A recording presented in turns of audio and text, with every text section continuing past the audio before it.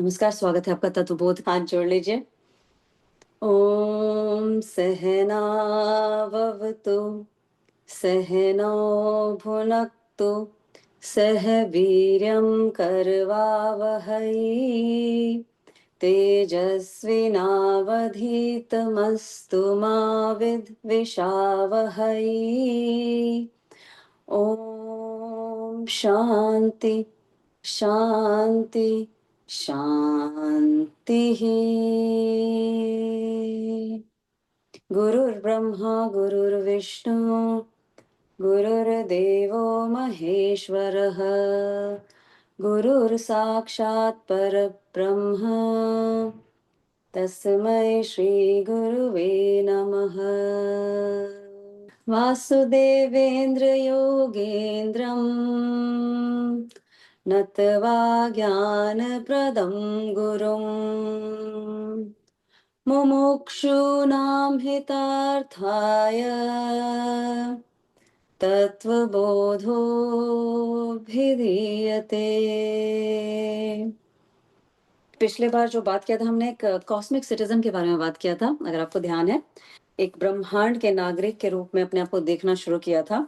जब आप देखना शुरू करेंगे तो वहीं से आपका उत्थान शुरू हो जाता है, मतलब आपका ग्रोथ स्टार्ट हो जाता है। जब आपकी समष्टि दृष्टि हो जाती है कि जब आप ये सोचने लगते हैं कि हमारा जो सूक्ष्म शरीर है, हमारा जो स्थूल शरीर है, वो सारे ब्रह्मांड का एक पार्ट ही है और हम उससे डिफरेंट नहीं है। तो जैसे एक समुद्र है, समुद्र के एक एक लहर का अर्थ पानी ही है ना, जल ही है। वो उसके वेव में भी जल है, समुद्र भी जल है। जब आपकी एकत्र दृष्टि हो जाती है तो आपका जीवन जीने का जो ढंग है ना, वो परिवर्तन हो जाता है। तो आप न सिर्फ अपने ग्रोथ के लिए सोचते हो, आप समष्टि के ग्रोथ के लिए भी सोचते हो। मैंने बहुत बार पुरुष सूक्त में का उल्लेख दिया है। ऋग्वेद में आता है, विराट पुरुष का दर्शन है, जिसमें ऐसा बोला गया कि वो उसमें ना हाथों को रक्षक बोला गया है। जैसे हाथ क्षत्रिय हैं, ओके। तो जैसे, परंतु वही हाथ मान लीजिए उसमें डिजीज हो जाता है। पिछले बार हमने देखा था, उस हाथ को हम काटने से भी नहीं ये करते, हम सब साइन कर देते हैं पेपर वर्क डॉक्टर को कंसेंट, कट माई हैंड। क्यों? क्योंकि वही रक्षक भक्षक बन गया है। तो सोसाइटी में कोई सेम ग्रुप के लोग, जैसे मान लीजिए पुलिस ही है जो हमको प्रोटेक्ट करने के लिए बनी है, लेकिन पुलिस ही अगर करप्ट हो जाती है तो उस पुलिस को या उस पुलिसमैन को एलिमिनेट करने में हमको कुछ भी संकोच नहीं होना चाहिए। तो समष्टि को यह समझ में आता है कि मुझे जीवन जीने के लिए इस चीज को, इस व्यक्ति को या इस संप्रदाय को हटाना है, तो पूरी समष्टि जुड़ जाती है उस व्यक्ति या समूह को एलिमिनेट करने के लिए। यानी कि जो सोसाइटी के ग्रोथ में हेल्पफुल नहीं होता है, ओके, कोई चाहता नहीं कि वो सोसाइटी में रहे। और ये अपने परिवार में भी लागू होता है। जैसे फॉर एग्जाम्पल, परिवार का कोई पिता है, पिता का काम होता है प्रोवाइड एंड प्रोटेक्ट। अगर वो अपना धर्म नहीं निभा रहा है, पिता खुद ही अधार्मिक आचरण कर रहा है, मान लीजिए उसको ही कुछ एडिक्शन है टीवी देखने की या ड्रग्स की, और वो कुछ कर नहीं रहा है घर में, कोई नहीं लाइक करेगा। ठीक है। तो आप ये नहीं याद रखिए कि आपने बच्चे जन्म दिए हैं तो आप बच्चों, मतलब आप सब कुछ बन गए बच्चे का जन्म देके ही बस। अगर आपका आचरण ही अधार्मिक है, you're not following what is supposed to be done, nobody will respect you. You won't get respect just because by virtue of who you are, in the sense कि आपने क्या रोल निभाया है। It's at every moment thing. अगर आपने 10 साल बहुत अच्छा रोल निभाया है, 11वें साल से आपने आध्यात्मिक आचरण कर दिया, तो कोई आपको लाइक नहीं करेगा। ऐसे उसमें सुनाना नहीं कि मैंने तो इतना तुम्हारे लिए किया। अभी क्या कर रहे हैं वो देखना है प्रेजेंट में, ओके। तो वो उस बात का ध्यान रखना है। इसके विपरीत ऐसा भी होता है, कॉस्मिक सिटीजन जो बन जाते हैं कि जो दूसरे की सहायता करते हैं, उनको सब जन जुट जाते हैं सहयोग करने में, उनके भले के बारे में सब सोचते हैं, उनको दुनिया ऊपर उठा देती है फिर, है ना। ऐसा भी होता है। तो जैसे usually mother in law daughter in law का रिलेशनशिप बहुत ही अच्छा नहीं माना जाता है, बदनामी होता है यूजुअली। सारे टीवी सीरियल्स में ऐसा दिखाता है। और मैंने बहुत सारे केसेस भी देखे हैं जिसमें बहुत त्रस्त हैं लोग एक दूसरे से, लेकिन उसमें ही कोई मदर इन लॉ ऐसा सोचती है कि ये मेरी बहू नहीं, मेरी बेटी ही है, अपनी बेटी जैसा ही उसको करती है पूरा, एक पॉइंट भी डिफरेंस नहीं करती है। तो सोचिए, उसकी जो डॉटर इन लॉ, उसको कुछ प्रॉब्लम होगा? कभी कभी नहीं होगा। लेकिन लोग एकत्व भाव रखते नहीं हैं, जिसके कारण सारी समस्या होती है। वही समस्या का जड़ है, मैं मेरा तू तेरा। इसी को माया बोलते हैं। रामचरितमानस में लिखा हुआ है, जो तुलसीकृत रामायण है, मैं और मोर तोर ते माया। और इसी में पूरी दुनिया फंसी हुई है। तो ऐसा भी कुछ लोग सोच रखते हैं ना, जैसे आप मान लीजिए धार्मिक पथ पे चल रहे हैं, लेकिन आपके लाइफ में बहुत कष्ट आ रहा है, तो कुछ लोग ऐसा भी सोचते हैं कि अरे करप्ट लोग ही प्रोग्रेस करते हैं, जो अच्छे नहीं होते ना, वही वही लोग अच्छे उन्हीं के साथ अच्छा होता है। तो अगर आप ऐसी सोच रखते हैं, तो उसका ये अर्थ है कि जैसे मान लो आपको करप्शन करने का अवसर प्राप्त हो गया, आप तो राइट अवे कर लोगे, क्योंकि आपकी सोच वही है। उसमें आपको गलत पथ पे जाने में बिल्कुल समय नहीं लगेगा, क्योंकि आपकी सोच वही है। जो गलत करते हैं, जो करप्शन करते हैं, वही सक्सेसफुल होते हैं। सोच सही दिशा में जानी चाहिए। और जैसे एक दुखी व्यक्ति रहता है परिवार में या समाज में, तो पूरे समाज को या अपने आसपास को दुखी करके रखेगा। जितना ज्यादा दुखी होगा, उतना दुखी करके रखेगा। जैसे मान लीजिए आपका घुटना दर्द कर रहा है, तो ऐसा भी हो सकता, उसके घुटने के सारे आसपास के मसल भी दुखी होंगे ना, वो भी वीक होंगे। उसी तरह मान लीजिए आपका बाइसेप स्ट्रांग है, तो वो सारे बाकी मसल्स को भी स्ट्रांग कर लेगा साथ में। तो एक स्ट्रांग पर्सन बनिए, physically, mentally, emotionally, financially, spiritually. Spiritual is the base of everything. Okay, उसके बिना बाकी सब कोई यूज नहीं है दुनिया में उसका। ठीक है, क्योंकि उसके आप अपना तो भला कर लेंगे, बट बाकी किसी का कुछ नहीं होगा। तो हमारे अंदर वो समझ उत्पन्न करनी होगी कि हमारा सबका ग्रोथ, हम सब एक ही बोट में, एक संसार एक बहुत बड़ा बोट जैसा है, समझ लीजिए। हम लोग सब जा रहे हैं कहीं, उसमें एक भी जन बीमार रहेगा तो आपको अफेक्ट करेगा, मेंटली या फिजिकली। कभी ना कभी आपको, आपके बच्चे को, किसी को तो अफेक्ट करेगा ही करेगा। तो हमारे तरफ से ये रहना चाहिए कि हमको अच्छे ज्ञान को बढ़ावा देना है। जो लोग गलत काम कर रहे हैं उसके अगेंस्ट बोलना भी है, वो भी धर्म है। चुप नहीं रहना है, सिचुएशन देख के बोल भी सकते हैं, उसमें पैसिव नहीं रहना है। और जहां तक हो सके सद्भावना और सहयोग की भावना से लेके आगे चलना है। ओके, क्योंकि है सब ईश्वर का ही स्वरूप। हम सब सेल्स हैं, वो मैक्रोकॉज्म के। वी आर माइक्रोकॉज्म, इट्स विराट पुरुष। हमने पेज नंबर 100 पे आना है अभी। The oneness is explain further. इसमें दो दृष्टांत दिया हुआ है, हम दोनों की चर्चा करेंगे अभी। पढ़ते हैं पहले पेज नंबर 100 पे। स्थूल शरीर अभिमानी, स्थूल शरीराभिमानी, जीवनामकम, जीवनामकम, ब्रह्म प्रतिबिंबम, ब्रह्म प्रतिबिंबम भवति। स एव जीवः, स एव जीवः, प्रकृत्या स्वस्मात्, प्रकृत्या स्वस्मात् ईश्वरं भिन्नत्वेन, भिन्नत्वेन जानाति, जानाति। अविद्योपाधि सन्, अविद्योपाधि सन् आत्मा जीव इति उच्यते, आत्मा जीव इति उच्यते। एवं उपाधि भेदात् जीवेश्वर भेद दृष्टिः, जीवेश्वर भेद दृष्टिः यावत् पर्यन्तं तिष्ठति, यावत् पर्यन्तं तिष्ठति, यावत् पर्यन्तं जन्म मरणादि रूप संसारो, जन्म मरणादि रूप संसारो न निवर्तते, न निवर्तते।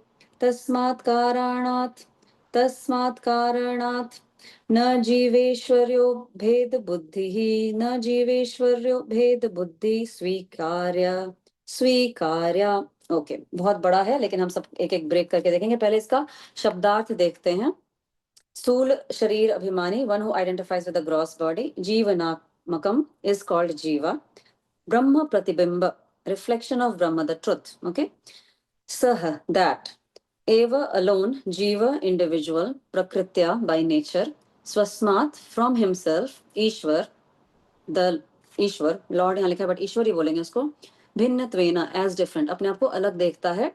कैसे? स्थूल शरीर में उसका अभिमान होता है, इसलिए वो अपने आप को, एक जीव अपने आप को ईश्वर से अलग देखता है। अविद्या उपाधि सन, condition by ignorance, just by ignorance देखता है कि आत्मा और जीव अलग है। इति उच्यते। माया उपाधि सन, कंडीशन बाय माया। तो ईश्वर के साथ माया है, हमारे साथ कारण शरीर का ज्ञान है। इसके कारण हम जीवात्मा कहलाते हैं, अगर हम उसमें ड्वेल करते हैं। उपाधि एक वर्ड यहाँ यूज हुआ है, उपाधि भेदा, तो भी हम देखेंगे क्या है। Due to difference in conditioning, जीव ईश्वर भेद दृष्टि, इसके कारण, इस उपाधि के कारण। उपाधि क्या है? उपाधि is a thing which superimposes on you because of you, which you feel that you are that thing. Anyway, मैं समझाऊंगी बाद में इसका। तो उसके कारण, उपाधि के कारण जीव अपने आप को ब्रह्म से या आत्मा से अलग समझता है। एज लॉन्ग एज तावत पर्यंतम मतलब एज लॉन्ग एज ये समझता रहेगा तो जन्म मरण के संसार से वो मुक्त नहीं होगा। और इस जीव और ईश्वर के भेद को, भेद बुद्धि मतलब डिफरेंस, बुद्धि में भेद है, जीव और ईश्वर अलग है, वो एक्सेप्ट नहीं करना चाहिए साधक को। ठीक है, इसका पूरा का यही सारांश है कि स्थूल शरीर में अभिमान, स्थूल शरीर सिर्फ यहाँ नहीं है, इसका सूक्ष्म और कारण शरीर भी ऐड कर दीजिए, के कारण एक जो आत्मा है या ब्रह्म है वो अपने आप को चाहे तो जीवात्मा समझता है या वो समझता है कि मैं ईश्वर से अलग हूँ, लेकिन हमको ये एक्सेप्ट नहीं करना चाहिए। ये बता रहा है कि don't accept this, this is a prescription sort of thing. Okay, तो इसमें एक दृष्टांत है सबसे पहला, ब्रह्म प्रतिबिंब भवति। अब ब्रह्म प्रतिबिंब का एक बहुत अच्छा डेफिनेशन दिया हुआ है, इसको बोलते हैं प्रतिबिंबवाद। एक दृष्टांत है। तो ऐसा मैंने ना बहुत अच्छा प्रिपेयर किया था एक्चुअली स्लाइड, बट मेरा मैक काम नहीं कर रहा है आज, तो I am not able to present that slide. But मेरे भगवत गीता के एक वन ऑफ द इसमें है, बट मैं बाद में दिखा दूंगी इसको नेक्स्ट वीकेंड। इमेजिन करिए 2-3 ऐसे बकेट रखे हुए, 3 बकेट रखे हुए। हाँ, सन है, सूरज है, सूर्य का उस पर इमेज पड़ रहा है, बकेट में पानी है तीनों में। ठीक है, वो इमेज पड़ रहा है, उसमें पानी है क्योंकि उसमें इमेज पड़ रहा है। ऑलराइट, तो वो इमेज सोच रहा है सन का, सन का इमेज सोच रहा है, प्रतिबिंब, प्रतिबिंबवाद बोलते हैं इसको, सोच रहा है कि मैं तो छोटा सूर्य हूँ, मैं तो इस बकेट में ही हूँ। ओके, जितना बड़ा बकेट होगा बोलेगा मैं इतना बड़ा बकेट हूँ, है ना, मैं इतना बड़ा सूर्य हूँ। और छोटा होगा तो छोटा उसमें प्रतिबिंब दिखेगा। तो हर जीव ऐसे ही सोचता है कि मैं इस छोटे शरीर में हूँ। ओके, मेरा ऐसे ही बुद्धि है, I am so limited. Okay, मैं कैसे सर्वशक्तिमान हो सकता हूँ। तो एक गुरु आके बताता है तुम ये वाला सूर्य नहीं हो, ये तो सिर्फ प्रतिबिंब है, तुम वो सूर्य हो। एक गुरु का यही काम होता है, बताना कि राइट तरफ में आपको पॉइंट करना कि तुम क्या हो, तत्वमसि, you are that, you are not this. तो यहाँ पे जो बकेट है या घड़ा है वो रिप्रेजेंट करता है अपने स्थूल शरीर को, जो उसके अंदर का जल है वो रिप्रेजेंट करता है सूक्ष्म शरीर को। क्योंकि हमारे पास सूक्ष्म शरीर है जिसमें मन है, मन becomes like a mirror to reflect that sunlight और द ब्रह्म। ओके, अगर वो सूर्य का इमेज जो है अंदर, प्रतिबिंब है जो घड़े के अंदर है, वो सोच रहा है कि मैं घड़ाई हूं और मैं इतना ही हूं, तो वो कहलाता है जीवात्मा। यहाँ पे फर्स्ट सेंटेंस लिखा है ना, फर्स्ट लाइन है स्थूल शरीराभिमानी, उसके ही अभिमान, अभिमान मतलब क्या होता है, उसके, उससे आइडेंटिफाई करता है अपने आप को। गुरु आके बताते हैं कि नहीं तुम ये सूर्य नहीं हो, ये तो सिर्फ प्रतिबिंब है, जो तुम देख रहे हो वो कुछ और है, मतलब जो तुम हो कुछ और है, ये तुम समझ रहे हो वो तुम्हारा सिर्फ प्रतिबिंब है। अगर इसमें मान लीजिए जल प्रतीक है सूक्ष्म शरीर का, यानी हमारे मन का, अंतःकरण का, अगर किसी का अंतःकरण जैसा होगा उसी तरह का प्रतिबिंब बनेगा ना। जैसे मान लीजिए उसमें जल थोड़ा हिल रहा है, मान लीजिए कोई इसको एजिटेट कर दिया तो वो प्रतिबिंब जो बनेगा, जो इमेज बनेगा वो भी शेकी होगा ना, क्लियर नहीं रहेगा। It can be used as a metaphor for person who is very agitated, isn't it? तो ब्रह्म तो सब में है, आत्मा सब में सेम ही है, लेकिन उसका माइंड एजिटेटेड है जिसके कारण वो एजिटेटेड दिख रहा है। अगर मान लीजिए वो सूक्ष्म शरीर, वो जल जो है थोड़ा उसमें मिट्टी मिल गई है, मड्डी हो गया पानी, तो कैसा दिखेगा? क्लियर तो दिखेगा नहीं, सूरज नहीं दिख सकता ना। तो वही है, ध्यान रखना है कि एक टेररिस्ट में भी ब्रह्म रहता है, एक चोर में भी ब्रह्म रहता है, एक डॉक्टर में भी रहता है, एक संत में भी सेम ही रहता है। बट संत लोगों ने क्या किया है, अपने जल को बिल्कुल निश्चल बना दिया, विदाउट तरंग, एकदम और विशाल बना दिया है। अब उसी सूर्य के प्रतिबिंब को अगर हम ओशन में जाके देखते हैं, कितना पॉइंट्स होता है ना इसे देखने के लिए, सनराइज सनसेट पॉइंट्स होते हैं ना सागर में। क्यों, क्यों नहीं वही प्रतिबिंब है बकेट में भी, घड़े में भी उसमें क्यों आनंद नहीं आता? क्यों हमको सागर में जो प्रतिबिंब दिखता है या जो उगता हुआ सूर्य दिखता है वो अच्छा दिखता है? क्यों? क्योंकि वो इतना विशाल दिखता है। तो संत महात्मा ने ऐसे ही अपना जो सूक्ष्म शरीर है इतना विशाल बना लिया है और इतना शांत बना लिया है कि वो ब्रह्म उनमें इतना अच्छा रिफ्लेक्ट होता है। तो यही फर्क है हम में और संत में। ठीक है, तो इसको बोलते हैं प्रतिबिंबवाद। तो इससे क्या सीखने को मिलता है? सो रीपोजिशन योरसेल्फ, है ना, rethink who you are, redefine yourself, स्वयं को उचित स्थान देने का प्रयास करें कि मैं कौन हूं। हर समय अपने आप को वो स्मृति में लाएं कि मैं ये शरीर में अर्चना, प्रदीप, गुरिंदर, गायत्री या किरण या रश्मिका नहीं हूं। वो सिर्फ मेरे एक रिफ्लेक्शन है, बट वास्तव में मैं कुछ और हूं, जो मुझे वो प्रकट करना है अपने अंदर से, वो समझना है मुझे, पहले मेरे मन को समझना है। समझता तो मन ही है, बट मन के बियॉन्ड जाके उसका उजागर होता है, वो प्रकट होता है। तो इसको बोलते हैं थ्योरी ऑफ रिफ्लेक्शन या प्रतिबिंबवाद। तो प्रतिबिंबवाद में इमेज ऐसे ही होता है, जैसा आपका बकेट में वाटर रहेगा उस हिसाब से आपका इमेज बनेगा सूर्य का। तो एक उपनिषद में एक बहुत ही फेमस स्टेटमेंट है, मन एव मनुष्याणाम कारणम बंध मोक्षयोः। मन एव, मन ही, यानी अंतःकरण समझ सकते हैं, जो अपना मन बुद्धि चित्त अहंकार सबको साथ में ले सकते हैं। मन एव मनुष्याणाम, मनुष्य का मन ही कारणम बंध मोक्षयोः। तो बंधन किसको होता है, मुक्त कौन होता है? मन ही होता है, अंतःकरण होता है, वही बंधन में रहता है, वही मुक्त होता है। आत्मा तो सदैव मुक्त है, निर्विकार है ना। तो अपने आप को रिपोजिशन करिए, वो लिटिलनेस, शेकीनेस और मडीनेस से बाहर आइए। उसके लिए हमेशा नाम जप, प्राणायाम, मेडिटेशन, योगा, सत्संग। सत्संग, राम की कृपा के बिना सत्संग नहीं होता, बिना सत्संग के संत नहीं मिल सकते। और वो सत्संग इज लाइक, है ना, एवरी टाइम हम झाड़ू पोछा लगाते हैं घर में, लेकिन हर समय धूल जम जाता है ना, एवरीडे करना पड़ता है ना। सत्संग वैसे ही है, डेली नहाने जैसा है, मेंटल क्लीनिंग है हमारा। तो डेली सत्संग बहुत इंपॉर्टेंट है। उपाधि भेदात है, वो हम नेक्स्ट इसमें करेंगे, क्योंकि वो भी थोड़ा लंबा है और मुझे ब्रेक नहीं चाहिए बीच में। तो फिलहाल इसे हम टेक अवे क्या कर सकते हैं कि the quality of your water should improve. अपने सूक्ष्म शरीर का क्वालिटी बढ़ाइए, उसको विशाल करिए, उसको निर्मल करिए, तभी वो ब्रह्म अंदर से प्रकट होगा और एक दिन आप उसमें ही ड्वेल करने लगेंगे, वो आपका स्वरूप बन जाएगा। समझ में है? कोई प्रश्न अभी तक?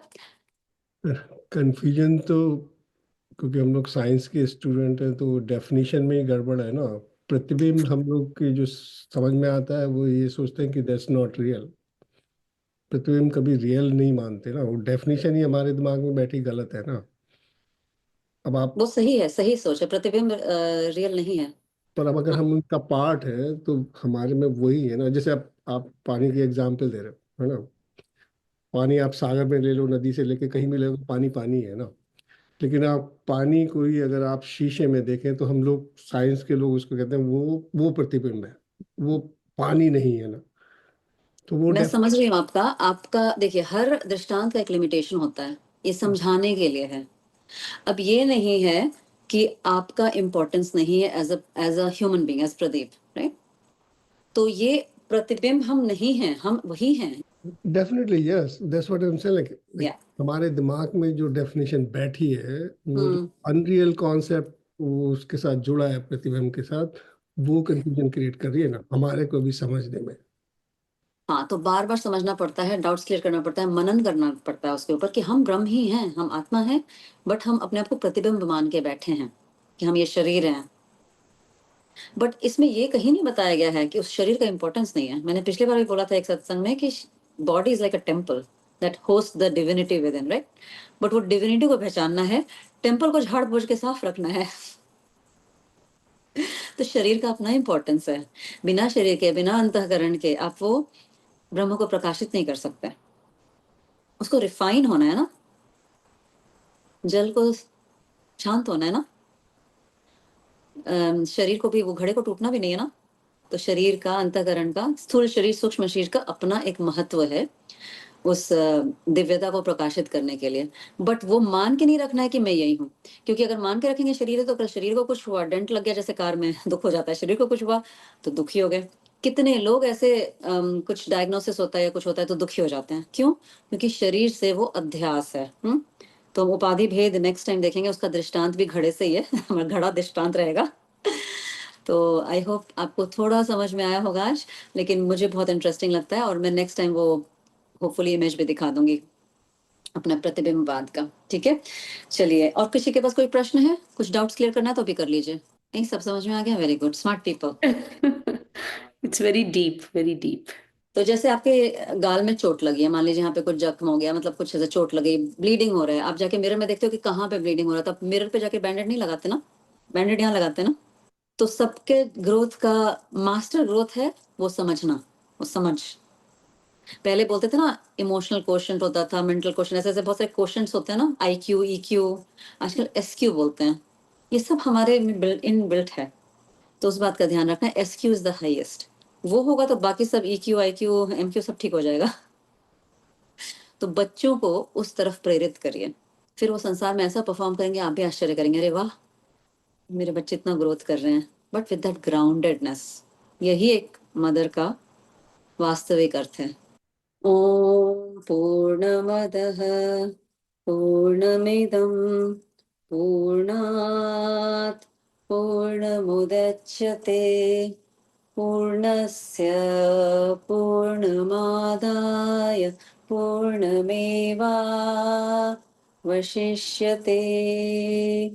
ॐ शान्ति शान्ति शान्तिः। हरि ओम एवरीबॉडी, मिलते हैं अगले सेशन में।